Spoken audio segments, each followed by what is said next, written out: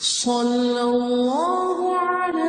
محمد صلی اللہ علیہ وسلم۔ اعوذ باللہ السمیع العلیم من الشیطان الرجیم، بسم اللہ الرحمن الرحیم، والصلاة والسلام علی رسولہ الکریم، اما بعد۔ کتاب العیدین اور باب خطبۃ بعد العید، عید کے بعد خطبہ کا بیان۔ پیچھے بھی یہی تھا اور اس میں ایک چیز تھی کہ پیدل چل کے آئیں یا سواروں کے آئیں، تو یہاں بھی وہی موضوع چل رہا ہے کہ خطبہ جو ہوگا وہ نماز عید کے بعد ہوگا۔ حدیث ہے 919، حدثنا ابو عاصم قال اخبرنا ابن جریج۔ ابو عاصم کہتے ہیں کہ ابن جریج نے انہیں خبر دی، قال اخبرنی الحسن حسن بن مسلم عن طاؤس عن ابن عباس، کہ حسن بن مسلم طاؤس سے اور وہ حضرت ابن عباس سے بیان کرتے ہیں، قال شہدت العید مع رسول اللہ صلی اللہ علیہ وسلم، کہ میں نے نبی کریم صلی اللہ علیہ وسلم کے ساتھ نماز پڑھی، و ابی بکر و عمر و عثمان، اور حضرت ابو بکر صدیق رضی اللہ تعالیٰ عنہ کے ساتھ نماز پڑھی، حضرت عمر کے ساتھ پڑھی، حضرت عثمان کے ساتھ پڑھی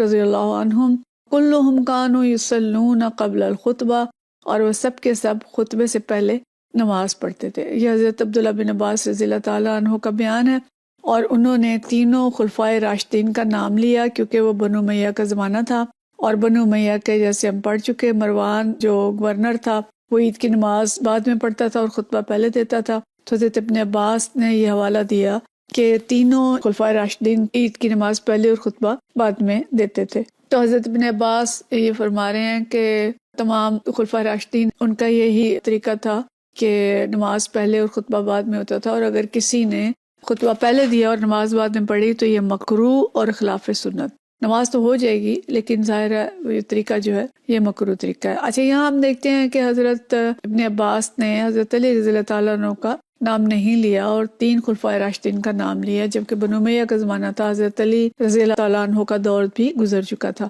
اس کی توجیحات علماء نے مختلف کی ہیں۔ مثلاً ایک بات تو یہ ہے کہ ہو سکتا ہے انہوں نے حضرت علی رضی اللہ تعالیٰ عنہ کے پیچھے عید کی نماز نہ پڑھی ہو، کیونکہ حضرت علی رضی اللہ تعالیٰ عنہ کے دور میں جو دارالخلافہ تھا وہ مدینہ شریف کی بجائے کوفہ بن چکا تھا، اور حضرت ابن عباس ان کے ساتھ ہو سکتا ہے نماز نہ پڑھ سکے ہوں، ورنہ ایسا تو نہیں ہے کہ حضرت علی رضی اللہ تعالیٰ عنہ نے کوئی خلاف سنت کام کیا تھا، ایسا تو نہیں ہو سکتا تھا، وہ بھی ایسے ہی کرتے تھے، لیکن یہ کہ ہو سکتا ہے انہوں نے ان کے پیچھے نماز نہ پڑھی ہو۔ دوسری توجیہ جو کی جاتی ہے وہ یہ کہ اس وقت بنو امیہ کا زمانہ تھا، اور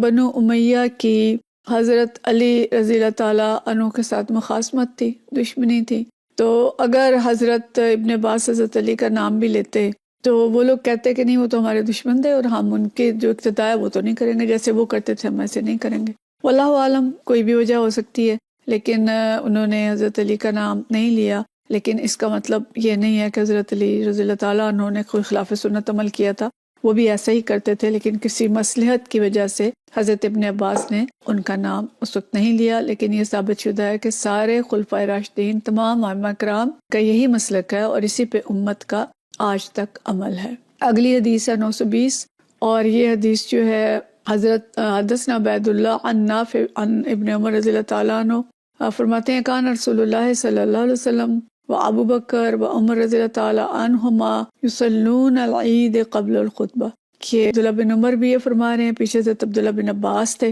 کہ رسول اللہ صلی اللہ علیہ وسلم، حضرت ابو بکر اور عمر عیدین کی نمازیں خطبے سے پہلے ادا کرتے تھے۔ اگلی حدیث ہے 921، اور حضرت سعید بن جبیر رضی اللہ تعالیٰ عنہ سے، اور وہ حضرت ابن عباس سے یہ حدیث بیان کرتے ہیں ان النبی صلی اللہ علیہ وسلم صلی یوم الفطر رکعتین، کہ نبی صلی اللہ علیہ وسلم نے عید الفطر کے دن 2 رکعتیں پڑھی۔ نماز عید جو ہوتی ہے وہ 2 رکعتیں ہوتی ہے۔ لم یصلی قبلہا ولا بعدہا، اس سے پہلے بھی کوئی نماز نہیں پڑھی اور اس کے بعد بھی کوئی نماز نہیں پڑھی۔ ثم اتی النساء ومعہ بلال، اور پھر آپ صلی اللہ علیہ وسلم خواتین کی طرف آئے اور ان کے ساتھ حضرت بلال تھے۔ فامرہن بالصدقۃ،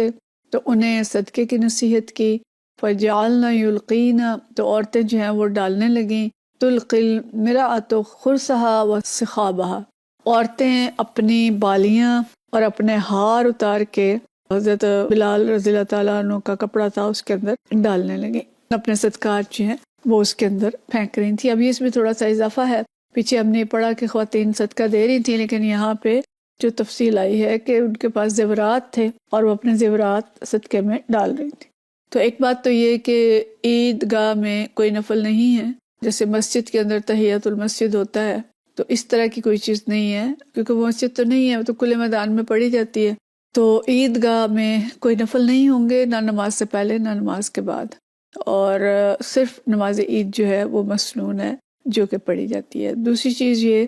کہ عورتوں کو جب آپ صلی اللہ علیہ وسلم نے صدقے کی تلقین کی تو عورتوں نے اپنے زیورات اتار کے اس کے اندر ڈالنے شروع کر دیے، اور اس کا مطلب ہے کہ عورتیں عید کے دن آئی تھیں تو وہ زیورات وغیرہ پہن کے آئی تھیں، زینت کر کے آ سکتی ہیں وہ اس طرح کے اجتماعات میں، لیکن ظاہر ہے زینت کو ڈھکا ہوا ہونا چاہیے، اور ایسا نہیں کہ عورتیں سج سنور کے اور مسجد میں اور نماز کے لیے آئیں اور مرد ان کو دیکھیں۔ خواتین جو ہیں وہ عیدین میں حاضر ہو سکتی ہیں، جائز ہے ان کے لیے، البتہ اگر فتنے کا خدشہ ہو تو بعض اہل علم کے نزدیک یہ جائز نہیں ہے۔ اور عورتیں زینت کر سکتی ہیں لیکن انہیں زینت اپنی ڈھک کے آنا ہوگا، اور زیورات جو ہیں وہ کھلے عام نمائش کر کے نہیں آئیں گی، ڈھک کے آئیں گی۔ لیکن ہمیں جذبہ نظر آتا ہے صحابیات کا کہ کس طرح سے انہوں نے اپنے زیورات جو تھے وہ اتار کے حضرت بلال رضی اللہ تعالیٰ عنہ کے تھیلے میں ان کے کپڑے میں پھینکنے شروع کر دی۔ اور آج بھی یہ سنت قائم ہے کہ جب بھی خواتین کو اپیل کی جاتی ہے تو اکثر ہم یہ دیکھتے ہیں اپنے اجتماعات میں، پروگرامز کے اندر، کہ خواتین اپنی چوڑیاں، کڑے، انگوٹھیاں وغیرہ اتار کے تو اس میں ڈالتی ہیں، اور یہ سنت الحمدللہ قائم ہے۔ ابھی میں نے پچھلے دنوں ایک ویڈیو دیکھی کہ شاید ایران کے اندر ایسا ہوا ہے کہ انہوں نے فلسطین کے لیے اپیل کی ہے، اور بہت سارا زیور وہاں پہ جمع ہو رہا ہے کہ خواتین اپنے زیورات اتار کے رکھ رہی ہیں۔ تو یہ وہی صحابیات کی سنت ہے جو عید کے موقع پہ انہوں نے کی تھی، اور آج تک وہ سنت جو ہے یعنی ان کی جو پیروی ہے وہ چل رہی ہے۔ یعنی 2-3 چیزیں جو ہمیں اس حدیث سے پتہ چل رہی ہیں کہ عید کی نماز 2 رکعت ہے، اسی پر امت کا اجماع ہے، عید کی نماز سے پہلے اور بعد میں کوئی نفل نماز نہیں ہے، اور خواتین کا عیدین میں حاضر ہونا جائز ہے، البتہ اگر فتنے کا خدشہ ہو تو بعض اہل علم کے نزدیک جائز نہیں، اور اگر عورتوں تک خطیب کی آواز نہ پہنچ سکے تو اسے خصوصی خطاب کے لیے عورتوں کی طرف جانا چاہیے۔ اگلی حدیث ہے 922، یہ ہم پیچھے پڑھ چکے ہیں۔ حضرت برا بن عازب رضی اللہ تعالیٰ عنہ سے یہ روایت ہے، قال فرماتے ہیں، قال النبی صلی اللہ علیہ وسلم، کہ نبی صلی اللہ علیہ وسلم نے فرمایا، ان اول ما نبدأ فی یومنا ھذا ان نصلی، آج کے دن جو پہلا کام ہم کریں گے یہ کہ ہم نماز پڑھیں گے، عید الاضحیٰ کا دن تھا، ثم نرجع فننحر، پھر واپس جائیں گے اور قربانی کریں گے، فمن فعل ذلك فقد اصاب سنتنا، تو جس نے ایسا کیا اس نے ہماری سنت کو پا لیا، ومن نحر قبل الصلاۃ، اور جس نے نماز سے پہلے قربانی کر لی، فانما هو لحم قدمه لأهله، تو وہ تو بس گوشت ہے جو اس نے گھر والوں کے لیے پہلے کر لیا، ليس من النسك في شيء، اس میں قربانی کی کوئی چیز نہیں ہے۔ وقال رجل من الانصار، تو انصار میں سے ایک شخص نے کہا، یقال له ابو بردہ بن نیار، ابو بردہ بن نیار انہیں کہا جاتا تھا، تو انہوں نے کہا، یا رسول اللہ ذبحت، اور میں نے تو ذبح کر دیا، وعندي جزعة خير من مسنة، اور میرے پاس ایک بچیا ہے، 1 سال سے کم اس کی عمر ہے لیکن وہ سال کی بکری سے بہتر ہے۔ فقال، آپ صلی اللہ علیہ وسلم نے فرمایا، اجعلہ مکانہ، تو اس کو قربانی کی جگہ اسے ذبح کر دو، ولن تؤفی اور تجزی عن احد بعدک،